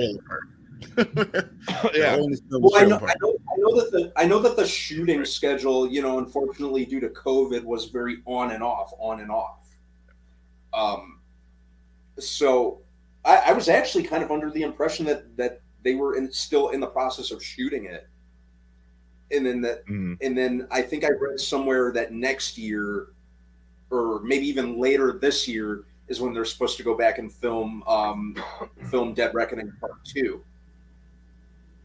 I think. Don't quote me on that. I feel like I read that somewhere. Yeah, makes sense. With stuff like that, I always see them like filming both movies at once and getting it done with. But I don't know, a year like, I mean, it looks really great. I mean, the graphics, it look gorgeous at times and stuff like that. You know, obviously all the stunts, but a year, the cinematography looks amazing. Yeah, but I the first time I saw it, I didn't look at the release date. I was just so excited to see like all the cool stuff, and then I'm like, oh shit, a year from now, that sucks. That really you see does. July, you're like July, oh, it ain't that bad, and then 2020, you see that 3. We're not even in July of 2022. Yeah. It's like watching our Avatar coming out one day. Yeah, right. Like the first previews were like in 2018. We're like coming out sometime soon. 4 years later, we feel like it. Yeah. But yeah, the guy who's been I like that the Mission Impossible movies have had a consistent director since Rogue Nation, Christopher McQuarrie. And I know he has that guy's been in Hollywood for a while. He was like very high profile writer for the longest before he moved into directing. I think like one of the earliest things that he directed was Way of the Gun, which is a very, very underrated movie. And I know that I think like the first Tom Cruise movie he directed was the first Jack Reacher, which was a good enough movie, but as a reader of the Jack Reacher novels, I was less than satisfied. But really? I mean, it was a good enough movie for what it was. That's fine. I mean, he's not Jack Reacher. It didn't make sense. It was fine. Definitely not Jack Reacher. But I enjoyed it for what it was, and but yeah, I'm really liking what he's doing with Mission Impossible, and I think the movies that he kind of came in and started doing are a little more serialized than the previous ones. With Ethan Hunt going against the Syndicate and that sort of thing. So I do kind of like that. I think that's cool. They were very the previous movies were very much standalones before that, which I was fine with as well. Yeah. It made a thing where now it's almost too big to fail, where it's just like they know the formula and they know what people want and they know how to do it, and they've been doing it. Because the last two for me were like so good, were like really, really good. And it keeps getting better. This one looks great, and then they kind of tease you too. It's like, all right, you got to wait a year for this next one, but there's a part 2 that you got to wait a couple more years for that part. So I mean, shit, we're not gonna get that to what, 2025? 2024 is gonna be Dead Reckoning. 24. Okay. Yeah. So yeah, but still, that's shit. 4 years until you know the whole story of the next movie. All I know is 22 years is a long time for movies. They're still doing Fast and Furious like 22. I'm leaving the Earth. Just leaving. Get my own spaceship. I'm out. Can't do this anymore. Yeah. With Fast and Furious or Fast X, whatever it's called, I know that they got that they got the replacement director like a couple days after after Justin Lin quit. I think it's like Louis Leterrier who did the first Transporter 2, I think is what he did, and then Edward Norton's Incredible Hulk, and he's kind of like a journeyman director. He did the Clash of the Titans remake, and then the Brothers Grimsby's, and I think he did the first Not Now bad You movies. See Me. Yeah. Not bad movies at all, one. and he's a competent enough director. But they and I know I'm not the first person to joke about this, but considering we went to space the last Fast and Furious movie, they have to do time. They have to do time travel, or I'm just saying multiverse. The Fast X logo, the X in it was very, very reminiscent of the X in the first X-Men movie. I'm just saying, X-Men crossover. Just hear me out. I mean, now they got Aquaman in it, so exactly. Yeah, Aquaman and Captain Marvel. Brie Larson's in it. Oh, that's right. That's right. Jesus. Well, technically, Vin Diesel's Groot, so there's that too. Hey, family. Yeah, I need to download that audio. Oh my goodness. Have you guys seen that video? Which one? Where all the Vin Diesels are saying family. I haven't seen that. Pull it up. Yeah, I got it. Yeah, pull it up. Pull it up. I want to see this.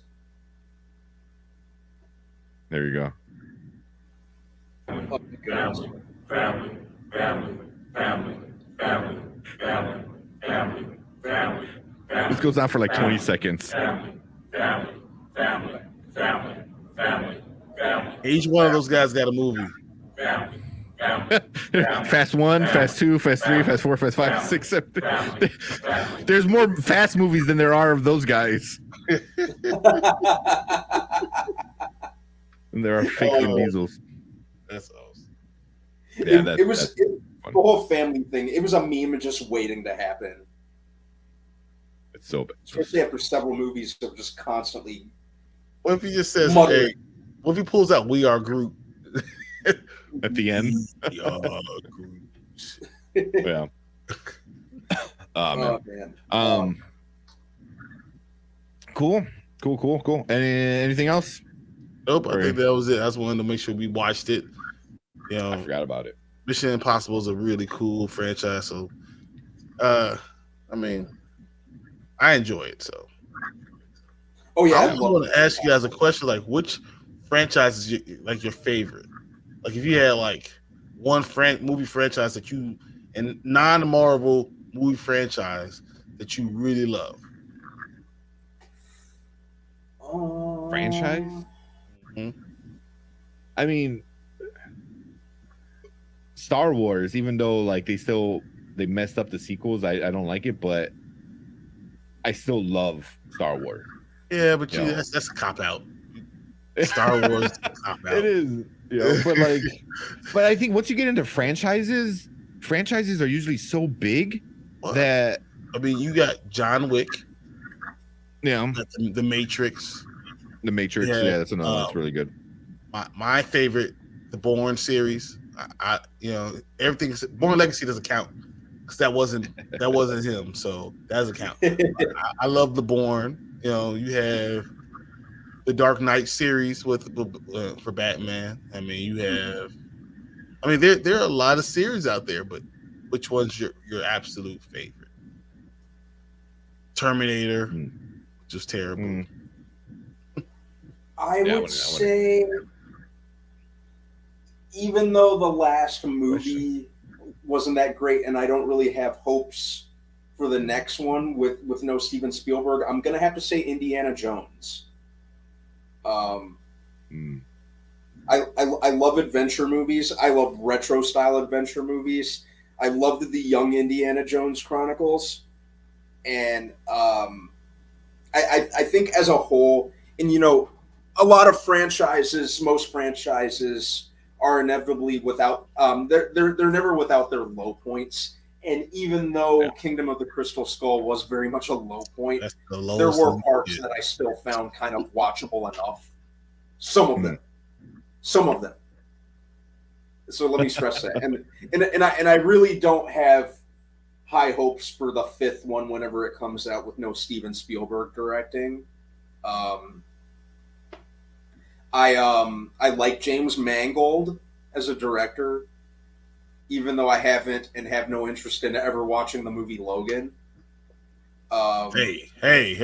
Really? Wait, you never seen Logan? Is the most epic movie.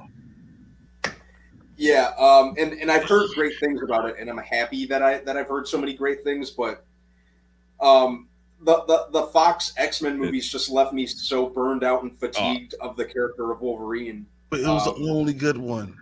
It was literally the only good one. Yeah, Logan is the only good Fox X-Men movie. Maybe that the first prequel one that they did was okay. This is the only good one. legit, only good one. I guess Deadpool, but that doesn't really count because Fox didn't give two shits about it. That was more of a Ryan Reynolds thing. Then Fox was like, here's some change we got from some stupid. Like, I'm gonna make you work. Cool. Yeah. One of these days, I probably will watch Logan.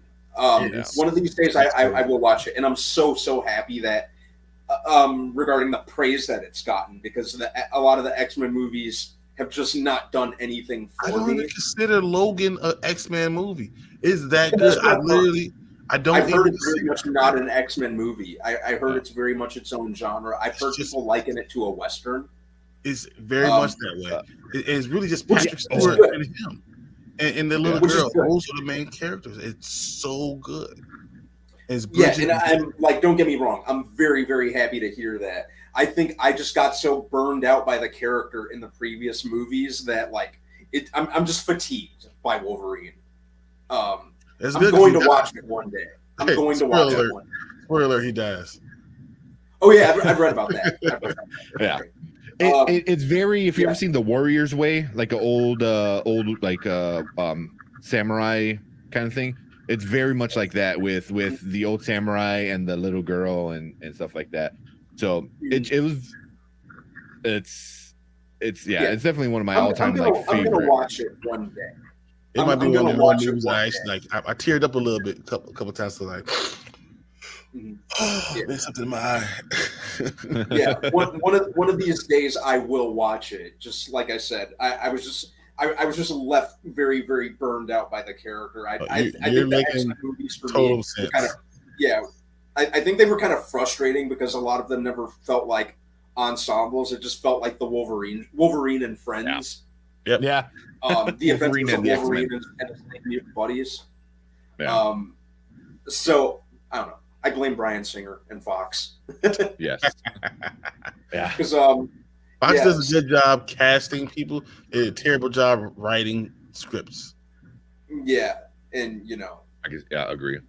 Bryan Singer source material was very, very evident. Yeah, which makes no sense. You can make a comic book movie and then hate like the comic books. It was like, what are you doing? Yeah, I don't know. Yeah, and I kind of get it was a critical time for that genre and for people to take it seriously, and to a very high extent. One thing that I will give the X-Men franchise is that they made the general public take the genre seriously, and they don't give him anything. No, stop. Just Brandon. No. You will not give the X-Men franchise anything. He takes it back. He does not give you anything. You ruined a whole thing. The only thing you did right was Saturday morning. Besides that, you did everything wrong. Yeah. Yeah, those black leather costumes. There's no forgiving that. But all I'm saying is the X-Men movies kind of walked so that the MCU could run. That's all. That's all I'll give Bryan Singer. No, I give that to Blade. True. But there was another one. Oh, Spider-Man. Spider-Man 1 and 2. Spider-Man was after the first X-Men and in between X2, and I think more credit goes to Sam Raimi because he really went all in with the colorful vibrance of a comic book. So more credit goes to him than Bryan Singer. I was watching the Amazing Spider-Man yesterday. It's a really, really good movie. I liked the first one. I never gave it the time of day. It's not bad. Sam Raimi, because I love Sam Raimi and I love what they did. I was like, why are they doing another Spider-Man? But I really sat down and watched it. The acting was great. The story was great. The villain was great. I'm like, man, you guys really went all out.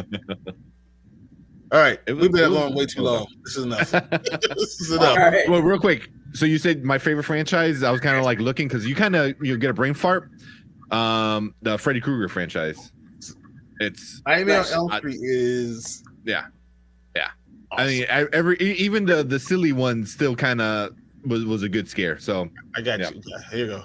Harry Potter. Yeah, even with the silly ones, the nightmare scenes were still very, very creative and on point. Yeah. Harry Potter's. Is it. I still watch. I don't really watch 1 and 2, but 3 to 8, I still watch all the time. Yeah. The only Harry Potter I can't watch. Yeah, and I love those too because I love fantasy. I think the only one that I can't watch, probably because I was such a big fan of the book and they took out so many things I wanted to see, was probably Goblet of Fire. You didn't like that one? I love that movie. It was so effing long. If they did everything in the book, it would have been 4 hours long. It could not be much more. I think two things took me out of that movie. Dumbledore being overly aggressive, and Emma Watson's eyebrows. And if you don't know what I'm talking about, rewatch the movie. Leave it alone. Oh my God. Jesus, those things were like had developed a mind of their own. That's funny. There are a couple elements that I liked. Probably the second Triwizard Task was pretty awesome. The first Triwizard Task was awesome. I thought they were all pretty. The horn dragon. What are you talking about? That was awesome. At some point, you have to ask yourself, the school staff really let this thing get loose and chase a kid all over the school. That is true. It's a Triwizard tournament, man. You say people could die all the time.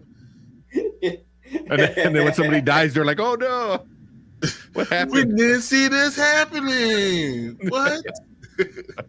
like none of the parents pulled the kids out of the school after Cedric Diggory turned up at the end of the tournament dead. Nah, man, that was one of the saddest things I ever seen. When the father was wailing, I was like, "Oh." Oh, I cried in the theater, and what made that hit even harder is they made Amos Diggory such a nice guy in the movie. In the book, he was a total jerk. But he seemed so awesome. Cedric was so awesome. Everything was, and you saw him how he was finally becoming real friends with Harry, because Harry's the one you really care about, and that happening, and it's Voldemort that just kills him on a whim, just because it hurt so bad, and then for the father to see the son dead after he was so proud. Woo! I was one of the loudest people in the theater when Voldemort died and when Bellatrix died. I'll never forget in the theater for Deathly Hallows Part 2. I'll never forget, like, a kid a couple rows in front of me with his parents. This kid couldn't have been any older than like 7. I remember when the opening credits popped up, you hear this kid go, "You're going down, Voldemort." That's awesome. I'm like, I like this kid. This kid's all right. You're in the back like, yeah, like cheer him on. Mm-hmm. Yeah. The stuff like that for me, like, always makes going to the theater more fun when people are enjoying it. Like, I remember when Force Awakens first like got released, there was a girl, or actually a family in front of us, and the girl, she had all her Star Wars gears. I think she was in like Jedi kind of robes, and then it pops up with the big like right in the beginning. She let out a squeal, a scream. She was crying, and the movie had just started, and I'm like yes, and when Han, these are universes. This is what these are. These are things that take you to a certain place. Like, you went to see the Star Wars when we went to Florida. When I saw Hogwarts in Dagon Alley, in Universal Studios, it's a world. You're in this world and you're immersed in this world, and it takes you there every time. And every time I'm watching the movie, like I see the movie on, I stop. And I stop what I'm doing and watch it again. And that's when you know something is that special. Same thing with Endgame. I was watching the basketball game, and I stopped it and watching the rest of Endgame. Just because Endgame was on, I was like, man, I know what's going to happen in Endgame, but I got to see it. Yeah. I mean, when he grabs the hammer, when everyone's into it like that, it just hits differently, man. Like, forget Spider-Man: No Way Home.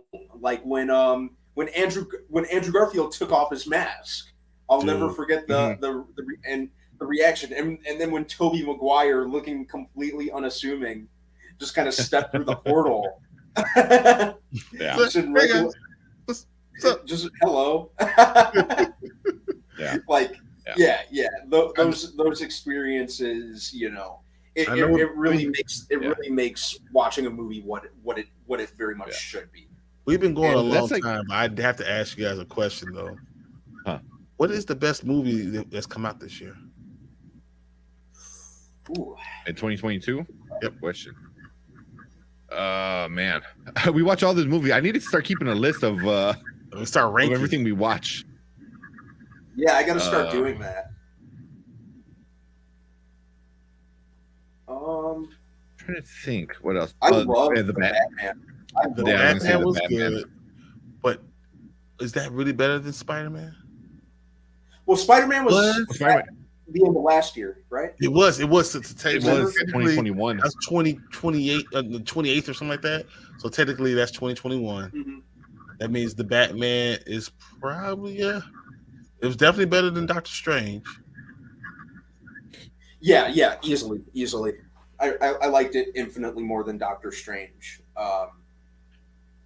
Like I said, Doctor Strange was great, but it was just the tonal shift from the first one, and just as much as I love Sam Raimi, sometimes it can the Raiminess can be a little too much from time to time. Mm-hmm. And I got to be in the right mood for Raimi, but I loved the whole kind of grim, Seven Zodiac detective noir vibe that the Batman. When we'll say that it was very, very different from any of the previous Batmans that we've seen, I agree, and I think that I think that's what worked so much to its advantage, and probably why. And I'm not just saying this because I'm riding a high from it this year. It was very much it was easily my favorite live action Batman movie, easily. Yeah. I gotta say that has to be the best movie. Which is I'm going through all this stuff. I don't know. Everything Everywhere All at Once is up there, but the Batman's probably it, man. I gotta give it the Batman. Well, here's a quick rundown of some of the movies that came out this year: The Lost City, Dumbledore, Morbius, The Northman, Uncharted, The Bad Guys X, Dog, Ambulance, Moonfall, which was trash. The Batman, Death on the Nile, The Contractor, All the Old Knives, Oma. I thought Oma was pretty good. Duel. We have Duel is out. I gotta watch it. It's out now. I gotta watch it. It's on AMC Plus or something like that. Jackass Forever, which was I thought pretty funny. What else? About it so far. Yeah, about it so far. Doctor Strange. Doctor Strange was on there. Yeah, but yeah. I think the Batman is the best movie so far this year. Yeah. I loved the tone. I loved how, despite how grim it was a very stylized type of grim. Loved the way Gotham looked. It was the best origins beginning movie, like the first movie of a franchise. Because Batman Begins wasn't really that good. It was okay, explained a lot, but wasn't really that good. The Dark Knight is the best Batman movie, but this was the best beginning of a franchise. So, yeah, I'm happy with that. Yeah. I mean, see where it goes next is going to be interesting, because if this is where it starts, you better hit a banger, because you can't release something not as good for the second movie. Yeah. Matt Reeves is going to have his work cut out for this. This has to be up there. This has to be Dark Knight levels of good. And I don't know if you can get that again, because Dark Knight is so good, and then Dark Knight Rises to come right after it. Those are the two best, back to back. I mean, come on, it's going to be hard to. I gotta. I'm curious to see where they go. I'm curious to see what villain Matt Reeves goes with. I'm curious to see if it maintains that detective noir vibe that I loved so much about this one, if this is going to keep that same energy. Well, it has to change. It has to adapt. It doesn't have to go more because he's getting older. As he ages in the Batman, he changes himself.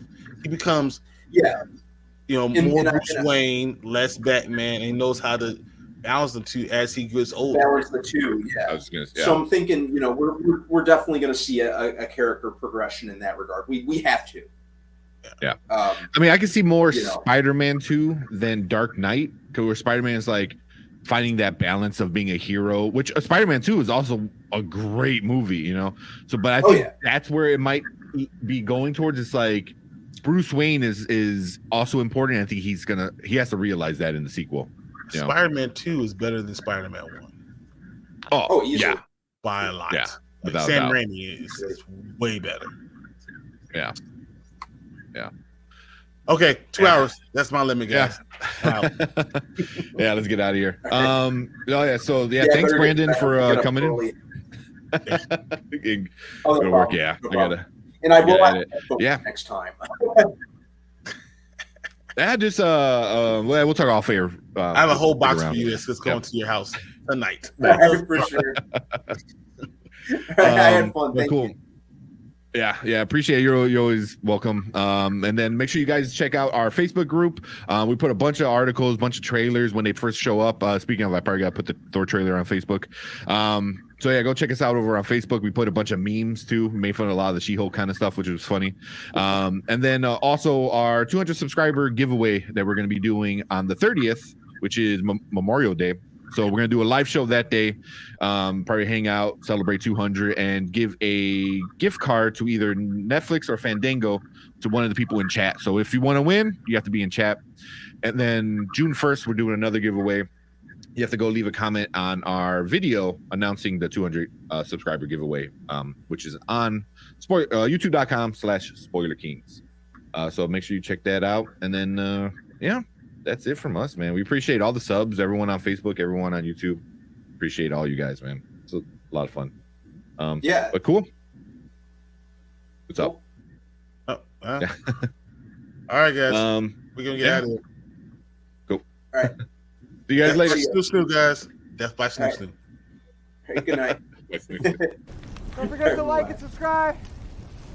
We out here.